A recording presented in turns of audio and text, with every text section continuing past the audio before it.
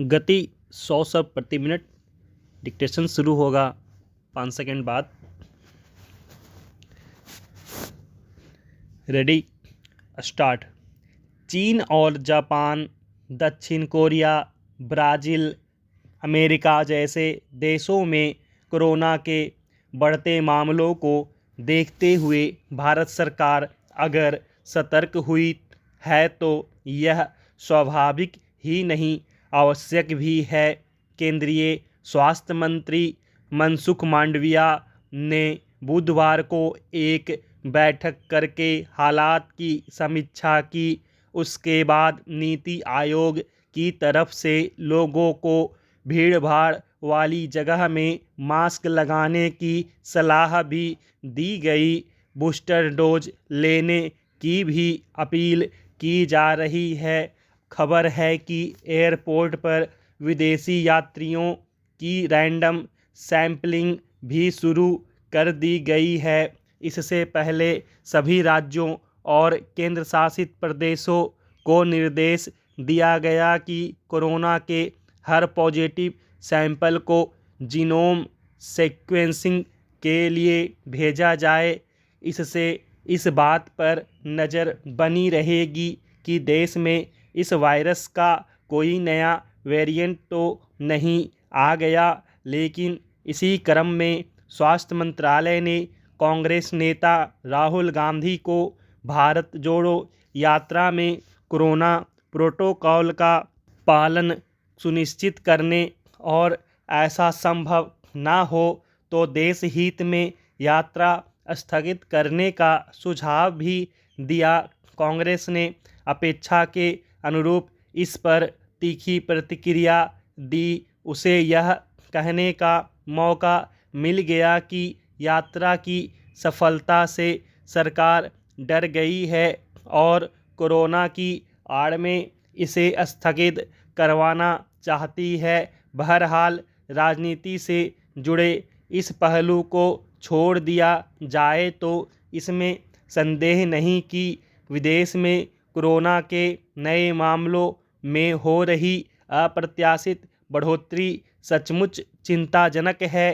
खासकर चीन में तो यह भयावह हालात हैं। वहाँ अस्पतालों में बेड नहीं मिल रहा। शवदाह गृहों में लंबी कतारें देखने को मिल रही हैं। सबसे बड़ी बात यह है कि सही सूचनाएं सामने नहीं आ रही। मंगलवार को चीनी सरकार ने कहा कि किसी मौत को कोविड-19 से हुई मौत माना जाए या नहीं, यह तय करने के आधारों में बदलाव किए गए हैं। इससे इन अटकलों को और बल मिलता है कि चीन सरकार कोरोना से उपजे हालात और इससे होने वाली मौतों की वास्तविक संख्या छुपाना चाहती है। अगर यह सच है तो इससे चीन में हुए कोरोना विस्फोट की वास्तविक प्रकृति को समझने में दिक्कत होगी। जाहिर है ऐसे में किसी नए वेरिएंट के रूप में दुनिया भर में कोरोना संक्रमण की नई लहर फैल जाने की आशंका और मजबूत होती है। हालांकि इन सब के बावजूद भारत में अभी घबराने की कोई ज़रूरत नहीं है। एक तो यहाँ नए केसों की संख्या सबसे निचले स्तर पर है। दूसरे, देश में आबादी के बड़े हिस्से को टीका लग चुका है। साथ ही यहाँ नेचुरल इम्यूनिटी भी विकसित हो चुकी है। मगर फिर भी कोरोना का अब तक का अनुभव बताता है कि इस वायरस को किसी भी सूरत में हल्के में नहीं लेना चाहिए। यह एक बार फैल गया तो न तो सख्त पाबंदियां लगाते बनाता है और न ही रुख नरम करते। इसलिए सबसे अच्छा यही है कि जैसे भी हो इसे फैलने से ही रोका जाए।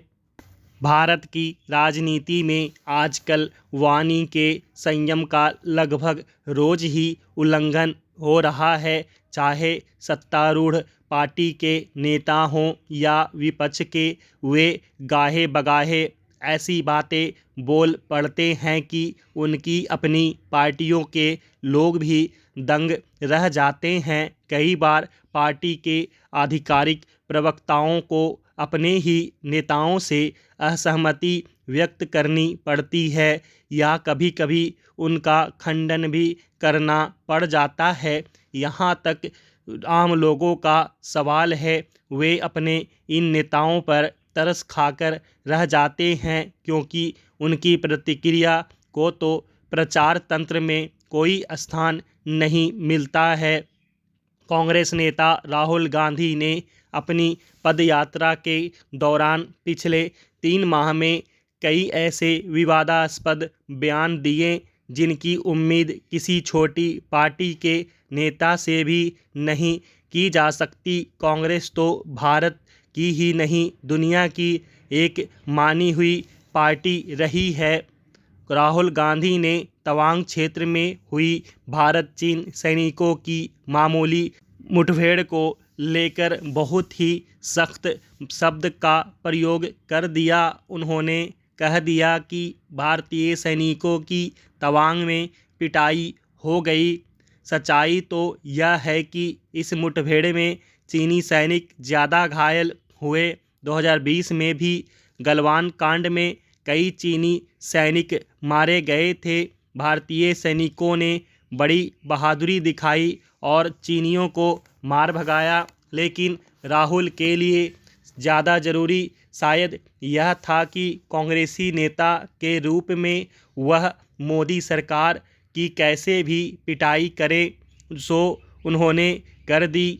विरोधी नेता सत्तारूढ़ दल की टांग खींचे, उसे आंख दिखाएं, उस पर कीचड़ उछाले, यह स्वाभाविक है। लेकिन उन्हें क्या इस बात का ध्यान नहीं रखना चाहिए कि उनके कथन से कहीं देश के बहादुर फौजियों का मनोबल तो नहीं गिर रहा है। इसी तरह राहुल ने राजस्थान में भाषण देते हुए देश के गरीबों और ग्रामीणों के बच्चों का जिक्र किया। उनकी बात अच्छी थी, लेकिन उसके लिए जो तर्क दिया उससे घटिया राजनीति की दुर्गंध आती है। राहुल गांधी ने कहा कि बीजेपी की सरकार अपनी नई शिक्षा नीति के तहत देश में सामान्य बच्चों की अंग्रेजी माध्यम की पढ़ाई बंद करना चाहती है। उनके मुताबिक सरकार की चालाकी यह है कि सरकारी स्कूलों में पढ़ने वाले गरीबों के बच्चे अंग्रेजी ना पढ़ें ताकि उन्हें ना तो बड़ी बड़ी नौकरियां मिलें और न ही वे विदेशों में काम कर सकें।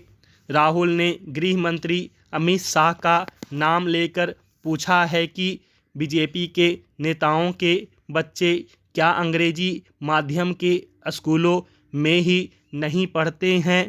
देखा जाए तो राहुल ने यह सवाल तो बिल्कुल ठीक उठाया है, लेकिन क्या यही बात कांग्रेसी और अन्य नेताओं पर भी लागू नहीं होती है। बहरहाल उनका बीजेपी पर हमला करना समझ में आता है, लेकिन भारत की शिक्षा व्यवस्था के बारे में उनकी समझ कितनी मोटी है इसका अंदाज भी आप लगा ही सकते हैं। उन्हें समझना चाहिए कि दुनिया में एक भी शक्तिशाली या संपन्न देश ऐसा नहीं है जिसके छात्र किसी विदेशी भाषा के माध्यम से पढ़ते हों।